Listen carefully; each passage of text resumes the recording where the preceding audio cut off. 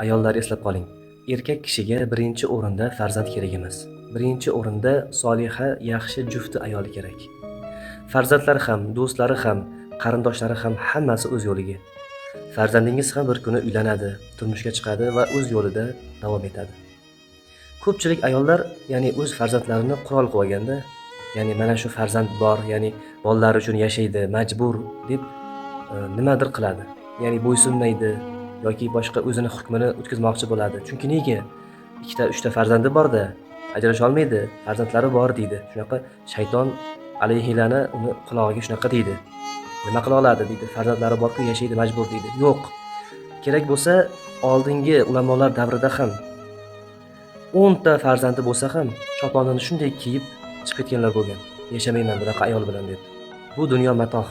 Bu dunyodagi eng yaxshi narsa bu soliha ayol bo'ladi. Yaxshi ayol bo'lmasa,